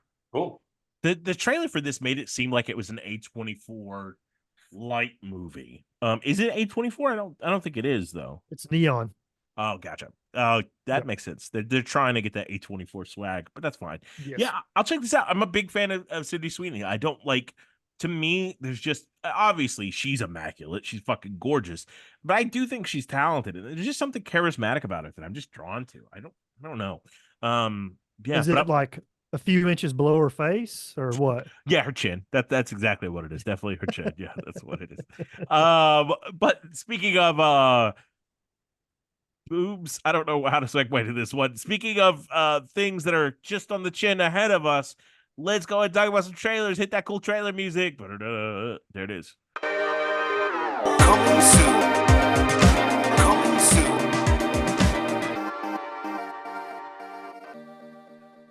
Awesome. Cool. Now we're going to dive right in to some great movies and TV shows that we're excited about. And this first one proves the age-old adage that true love never dies and it can't rain all the time. Directed by Rupert Sanders, written by James O'Barr, Zach Balan, William Joseph Schneider. The original comic is written by James O'Barr. Starring Bill Skarsgård, FKA Twigs, Danny Houston, Laura Byrne, Jordan Bolger, David Bowles, Carol Dobry, Isabel Y, Sam Bujila, and Dukajin Podramaj. This is, of course, The Crow. Soulmates Eric Draven and Shelley Webster are brutally murdered. Given the chance to save his true love by sacrificing himself, Eric sets out to seek revenge, traversing the worlds of the living and the dead to put the wrong things right. Chad, what did you think about this trailer for The Crow? I mean, the trailer seemed like The Crow by way of John Wick. It really did. Thinking the same thing. Especially with, the John Wick alumni, Bill Skarsgård, Yeah. As the main character. Yep. Bill Skarsgård has actually grown on me. I'm enjoying his work now, really. And I'm definitely going to check this out. But Keith, don't be mad at me. Not a fan of the original Crow. Why the fuck do I do a podcast with these two fucks? Rob Talk. I'll say You said Rob Talk. I'll give you this. The old Crow with Brandon Lee is slightly better than Dune.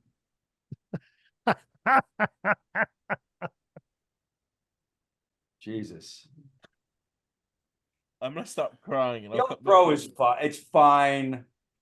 It's not, again, it's fine. This trailer was, again, I watched it, I'm thinking, it felt more like John Wick. So again, I think it was time to remake The Crow. They've been wanting to remake it for a while. John Wick is hot as crap. Skarsgård's coming off John Wick. They can kill two birds with one stone. They can get this made. Their pitch was... Weird choice of words, but yeah, go ahead. We'll redo The Crow. What's that? Weird choice of words, killing two birds with one stone. But yes, that's a plot point in the movie. I wish it was intentional. It wasn't. And the pitch being, we'll lean into John Wick, blah blah blah blah blah, and it's exactly what it looks like. I think we all know what this movie is, what this movie's going to be. Maybe it is just. I think we're being so flooded with content right now where nothing seems special. I don't know. Maybe we're just so over flooded with it that we see everything that, to be surprised or excited. I feel like, the envelope needs to be pushed, which is unfortunate. It shouldn't have to be because it just should come down to story. But I think until I see the movie, trailers are just kind of losing their gusto because they show so much. But I don't know. It's fine. The production value looks fine. That's really all I could say about it. Well, okay. Well, let me correct a couple things. First of all, The Crow, the original movie, is fucking fantastic, and both of you are fucking horrible people. I think like that original Brandon Lee movie is one of the most important movies in my life. You assholes. Oh my God. You were about to cry. I feel like you're about to cry by saying that. No, I'm fine. Melodrama is just.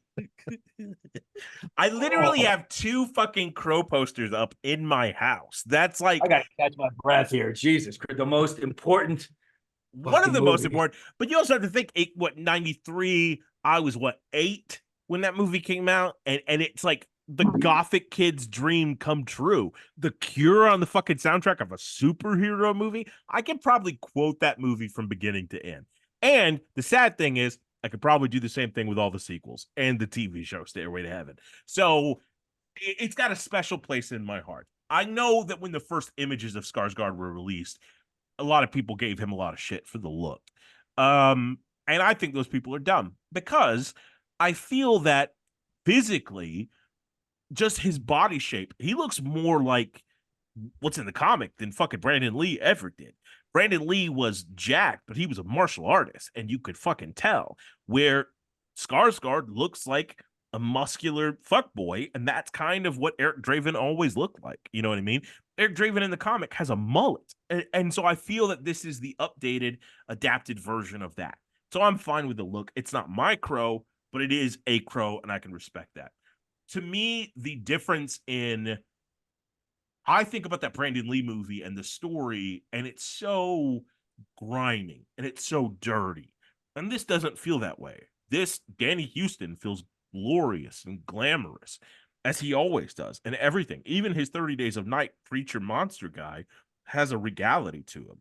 Yeah. Some people might even think he's British because of that, looking at a dumbass on the screen.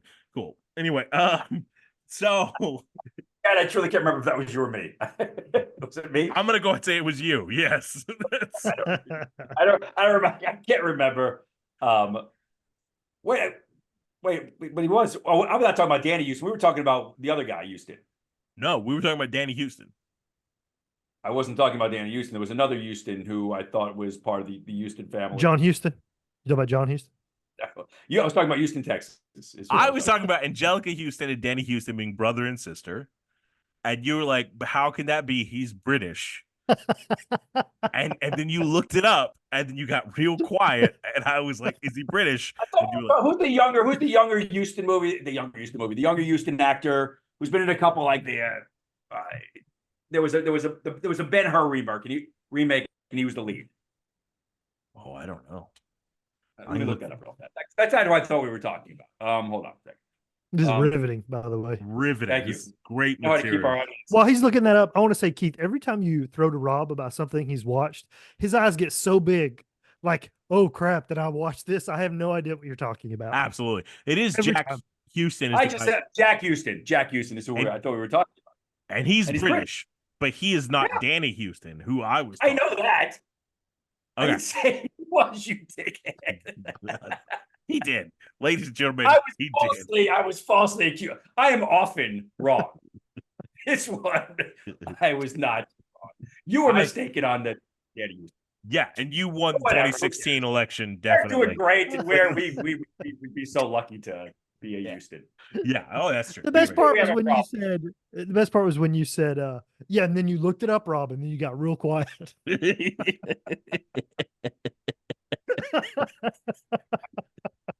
I was probably eating food at the time, and I was more focused. True. That's true. You were eating like 7-day-old popcorn. But yeah, I'm here for it. I'm excited to see it, but that's not the only bird that we're going to be discussing today.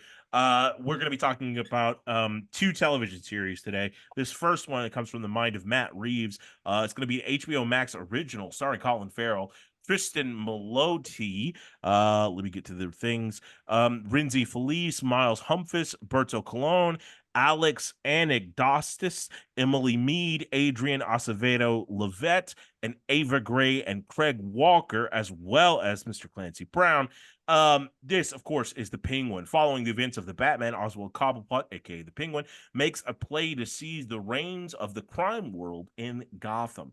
Created by Matt Reeves. Chad, what are you thinking about the Penguin? Is it positively powerful in potential for you? How do you feel? Blah. That's what I feel about this movie, about this show. Blah. So it looks like a mobster show. I'm not a fan of mobster shows. And the fact that it's the Penguin, I love Batman. I love the universe. Yeah, it's the Penguin, but it's not like the Joker or Ra's al Ghul or the Scarecrow is going to show up or anything like that. It's going to be the Penguin, who's really not acting like the Penguin. He's going to act like Tony Soprano, and it's going to be his rise to power. Fine. That is people like that stuff. I don't like that stuff. It's going to be probably well made, and people love it. Probably not me, though, because I will endeavor to watch this show. We'll see how long it takes me to finish the first episode, and then we'll go from there. I may not even finish the series. We'll see. Rob, Rob, what obscure Hollywood family do you want to talk about? Good use of the endeavor. trailer this Good time. use of endeavor. Good use of endeavor. He will endeavor. And you paused. It was very heavy. It was very weighted. It was very I weighted. will endeavor to work. That's the way I feel. It's work going to be well. an ordeal for me to watch this show. Like an overly large bowl Being of a comic green book guy. nuts that you know what's so That's what I funny feel is you're about talking about this new series with Colin Farrell, and I had just watched the trailer for Sugar on Apple Plus. I'm like, oh, cool, Sugar. That looked great. You went Penguin. I was like, oh, I'm not even thinking about the right fucking series. The Penguin looks, I will like this show. I like that tone. I like that dark, gritty feel. And Colin Farrell is, I can't even say he's underrated, but he's one of the best people working in Hollywood today. He's fucking phenomenal. Matt Reeves makes a good quality show. It's HBO Max puts the money into it. I mean, I'm in. Fuck. I mean, it's absolutely up. And again, they'll make him an anti-hero, and Colin Farrell's likable. He makes some real strong choices. When does this come out? This looks great. This year sometime. I don't know when Awesome. exactly. I should be on the show. Yeah. The story of something we're going to talk about in a second. Story of Prometheus is this Greek myth about the Titan who brought fire to the world, right? And to punish him, Zeus tied him to a rock and had eagles pecking out his liver that would then regrow. So he like 2 eagles pecking out his liver to just suffer forever. And then when he thinks, oh, it's gone, it happens again. I feel that way sometimes on this show. Chad is not always the eagle, but every now and then it's like, here's something that's perfect that we all will love, because who doesn't love Colin Farrell? Who doesn't love Batman? Who doesn't love good quality work? And then Chad's like, sir, I do not love that. I will endeavor to get through it. And it's just, and if I don't have to deal with Rob, no, I would never think Danny Houston. No, I was thinking Charlie Houston. That's who I was thinking. It's always one of you fucks. I don't know why I'm the same one. So obviously, obviously this show is going to be fantastic. We're moving on. It's going to be great. Speaking of Prometheus, brings us into the next thing we're going to talking about Roman mythology and all of that. This is where the title for this next film comes from. Alien Romulus. While scavenging the deep ends of the derelict space station, a group of young space colonizers come face to face with the most terrifying life form in the universe. Directed by Fede Alvarez, written by Fede Alvarez, Rodio Sayagas, Dan O'Brien, starring Isabella Marquez, who was in Madam Web and is going to be Hot Girl in the James Gunn universe, Kaylee Spaney, Archie Renault, David Johnson, Eileen Wu, and Spike Fern. Alien Romulus is the new take, and I don't think it's necessarily a reboot, but maybe a soft reboot of the franchise. It's the same universe. It takes place between Alien and Aliens. The time frame. Great. Fuck yeah, that's awesome. That sounds great. So Chad, what'd you think about the trailer? It's just a tease, but this looks dark. It looks like Alien, yeah. which obviously that's a plus, yeah. And I do like what I've seen from Fede Alvarez, the stuff that he's done. Yeah, I'm a fan of his stuff. So I have no reason to believe this is going to be bad. I'm looking forward to this. So bring it on. Yep. Rob, what about you? Same, ditto. I like the whole feel of it. It was dark. It was edgy. It was good horror tones. It felt like a horror trailer, which was great. And the effects look good. Just it was well done. It was a good tease. It felt like a ride at an amusement park. It felt like the way the camera moved, it took you through it. And I felt like I was on a tour of what the hell I was about to see. And it was creepy. Yeah, absolutely. Look, I think Fede Alvarez has some fantastic stuff out there. There's been, and I think the accusations have been more to the producers of his films, some negative statements about his work conditions and stuff like that from previous actors. So that always gives me a little apprehension. But I love the vast majority of the work that I've seen. I love that it's putting the horror back into the horror sci-fi aspect of it. I think the Alien franchise got a little too sci-fi for the horror sci-fi of it, right? And that was the focus of everything except for that first one. And I think this one's going back to the roots of it, and that's a great place to be.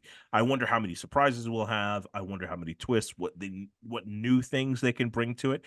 Because I do think, like his remake of Evil Dead, fucking loved that shit. That was awesome. That was bloody. It was a great way to bring new ideas to the franchise. And I wanted to see if he could do the same thing with this. So I'm super excited about that. And I'll say it again. Alien Romulus, Alien Romulus, Alien Romulus. And that repetition brings us into the next film that we're going to be discussing. Another sequel. Almost all of these are sequels or remakes, but I'm super excited about this one. It's a follow-up to the comedy Beetlejuice, released in 1988, about a ghost who's returned to help haunt a house. Directed by Tim Burton, written by Alfred Gow, Miles Millar, and Seth Grahame-Smith.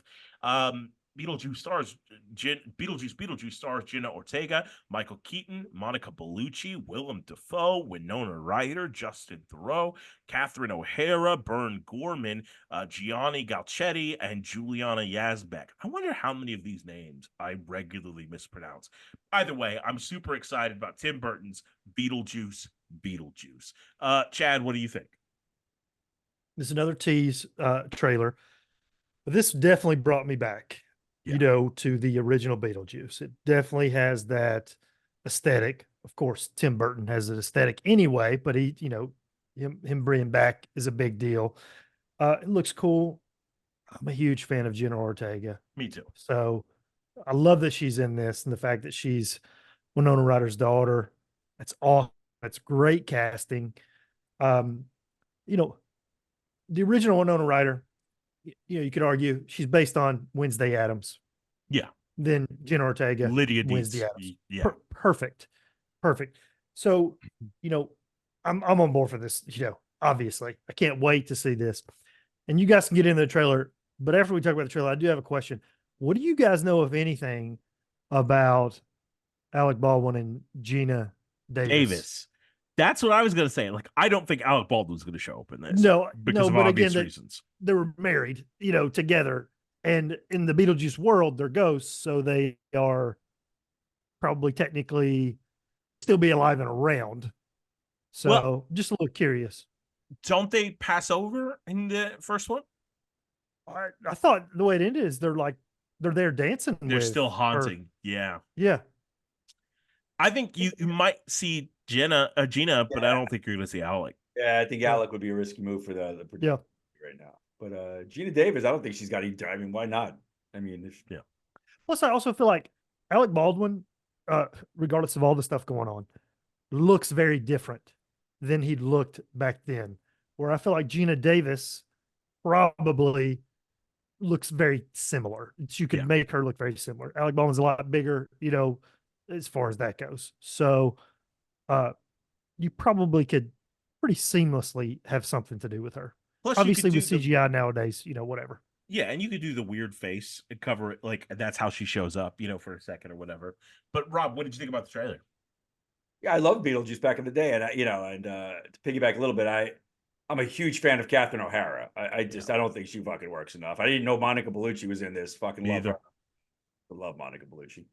And then Keaton can do no wrong. If Keaton's in a project that doesn't work, it ain't Keaton's fault.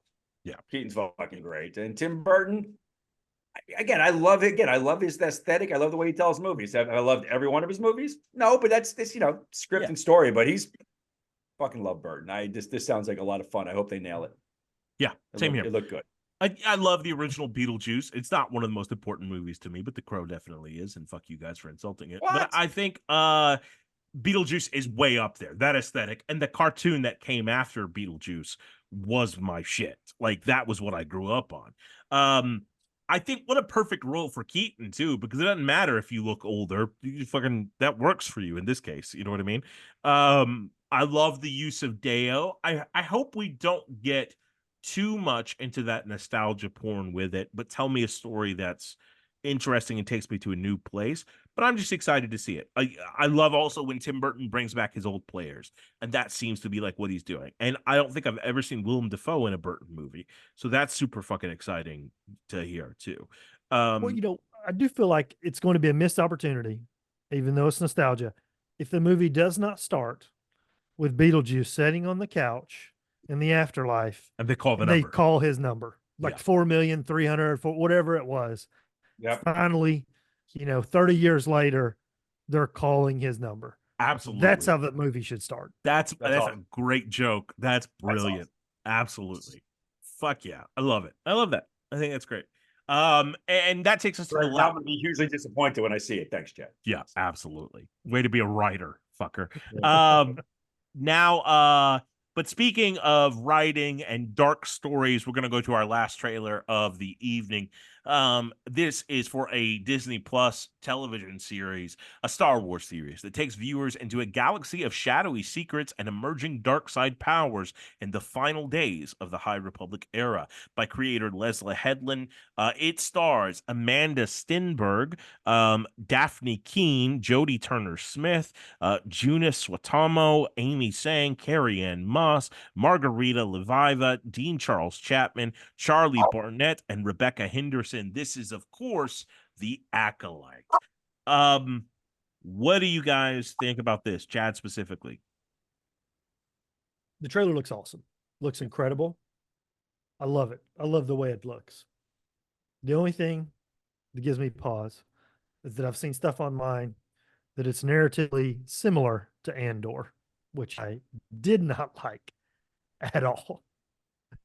Not a fan of Andor. So I'm hoping it's not like Andor, but with Jedi.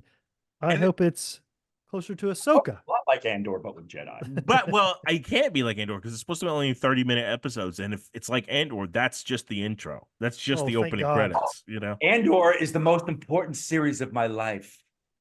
It's literally of my life. It's one of the top 2 most important series of my life. You mock me, but you can't talk about anything Star Wars and not compare it to fucking Andor. That's all you fucking do. So that's what I'd say. I do like though that what I'm hearing too is that they're incorporating some legends Yeah. from the Star Wars canon. So that's going to be some cool Easter eggs for fans of the video games or the books or things like that. And it is largely a time period that we haven't seen on screen. So yeah, could be cool. What I don't understand is how you and we come on this podcast and we talk about it's so interesting in the Inferno story arc and bringing up legends and all this stuff. And then Rob's still the dork of the show. You know what I mean? I don't understand that, but go ahead. Grizzly Adams, tell me what you're thinking.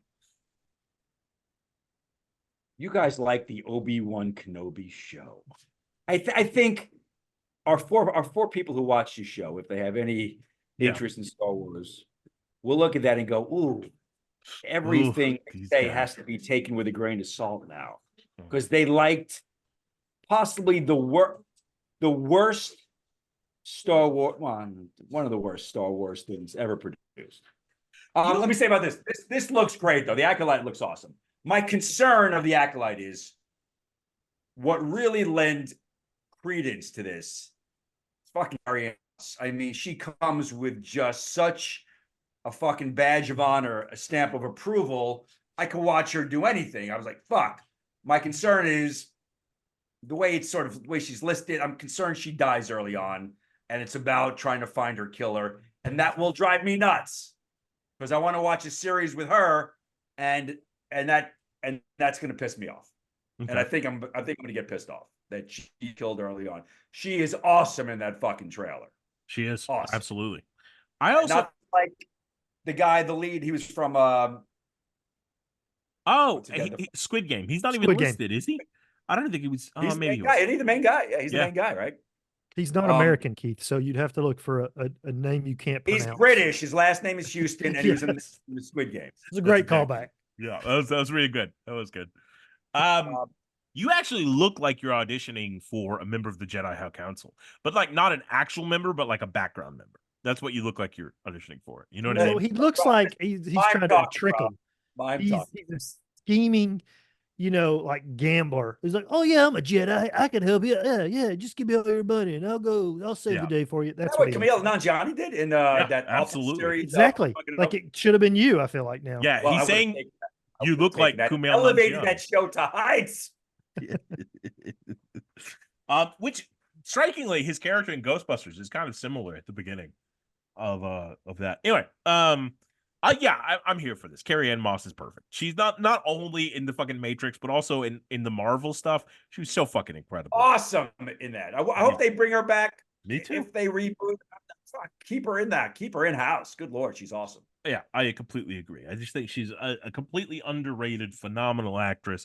And if she's giving credence by even saying, yes, I'll do this, then that tells me something right there. I also love Daphne Keane. I think is phenomenal. Rue from the Hunger Games, all grown up, being a badass. That's fucking great. Yeah, Looks like she's one of the leads. Yeah. yeah, and then I love Squid Game guy. I think he's phenomenal too. So I'm excited about this all around. I can't wait to see what this does. Plus, we're exploring a different time period than we've seen before. Thank God. Yeah, exactly. I feel like with Star Wars, and I feel like with a lot of these legacy sequels, you get just too incestuous, and I want it to branch out, which is why I liked Ghostbusters: Frozen Empire and why Chad hated it. But I like the fact that it went a little bit further. Yeah, and I think that's all the movies, trailers, television shows we watched, unless I'm being told no. Okay, good. We're good. Before we go, we do want to report on two sad passings. Lou Gossett Jr. passed away. And then in addition to that, today, Chance Perdomo, star of Gen V and the Chilling Adventures of Sabrina, passed away in a motorcycle accident. He was 27 years old, star on the rise. It's tragic. Any death is tragic, but at such a young age, it's just horrible. So our thoughts, Gossett, what a fucking career. What a fucking career. And what a legacy he leaves behind. So our thoughts to family, friends, and fans all over the world. Anything else you guys want to say? Oh, well, with Louis Gossett Jr., I remember as a kid, it was on repeat, like on HBO, was Iron Eagle. And I must have seen that 100 times. Like he was, and then if I wasn't watching that, Enemy Mine was on 100 times. Awesome. So he's right there in both of them. And the message that Enemy Mine has, is awesome. I mean, it's a great film. Anyway, he's a great actor. The first African-American supporting actor winner, the Oscar, I believe, is what I saw. I mean, yeah, he's a great actor. I'm not familiar with the other guy's work. I didn't watch Gen V or Chilling Adventures of Sabrina, but yeah, it's terrible. Yeah, like you said, a motorcycle accident. So young. I had the absolute luck and pleasure of having to go do ADR a few years back for Watchmen, and he was on that. He was on Watchmen. And he happened to be there in the waiting room hanging out. And I had to go in there to hang out, and he welcomed me into the waiting room and talked my ear off for like 20 minutes. And I just treated me like I was somewhere between his son and best friend, and I was like, what? This is just, and I don't think I said anything other than, oh my God, Mr. Gossett, nice to meet you. And then he told me stories, blah, blah, blah. And then he had to go, and I was like, awesome, just the nicest. I was like, he walked out. I was like, and the woman I was sitting there looked at me like, what was that? I was like, I felt like an angel talked to me or something. It was crazy. Yeah. I was blessed to be at that moment. It was amazing. Yeah. And Gossett, like, I know he did a lot of work in Atlanta. I don't know if he stayed here or had a house here or anything like that, but I see a lot of the local actors that worked with him, and every single one has a picture with him because he was just gregarious and kind, and nothing but loving stories coming out about this like icon of the industry. Yeah. Who is just one of those actors that's always been there in our periphery, like always in these things that we grew up watching, and is such a part of our identities, that we may not bring attention to always, but he was always a staple of what we were seeing and the stories we were being told. So yeah, our hearts out with all the families and friends and fans of those people. Anything else you guys got? Cool. Good on my side. So I think the next time we come back, we'll be talking about probably whatever Dune Part 3. Dune Part 3, whatever releases in November. Now we'll be back. I was going to say Deadpool. Yeah, probably Deadpool. Hopefully we won't wait that long. We'll get X-Men 97, some more of that, some more Bad Batch. We'll try to catch up with all the movies Chad's seen. I'll watch Godzilla X Kong. Rob will probably watch some weird Apple TV show we've never heard of. With Colin Farrell. Looks awesome. Yeah. I'm in like 2 Apple TV shows. Watch one of those, fucker. Get me a paycheck. But no, that's fine. Whatever. Manhunt now streaming on Apple Television. Anyway, you're on like the what is that game show? Not game show one, but it's like the the mystical game we give out, or you were the Big the door Oscars. prize. Was that? Big door prize. Yeah, big door prize. You did Are that, you- right? Yeah. Are you looking at my IMDb? What are you looking at? No, I'm not looking at anything. I'm looking at you and Chad. It looked like you were looking somewhere else, didn't it? Am I crazy? That's fine. If I was looking somewhere else, I would have read it verbatim. I wouldn't have gone to I just thought you had an I don't issue. know. You write down jokes sometime and you look at it and still read it wrong. So I don't know if well, it that needs verbatim. one time. For the love of Christ. I do that. That's Rob trying to make it look natural. Like he's looking at the actual fucking title. You're in I'm that great one with the- I'm show. great with the teleprompter. You guys are like natural. This is great. He's right? got his glasses on. He's like, I feel like I remember you were in something. What is that thing? Okay. Well, Chad, where can the people find you? Twitter, X, Instagram, NQC podcast. Awesome. Rob, what about you? Where can the people find you? Twitter, X, Instagram at Rob Prolgo. Maybe. Well, Are you? He literally says that at the end of every show. Like, what are you confused about? I never haven't looked at him in a while. I think that's what my handle is over there. Oh my gosh. Okay, good. That's great.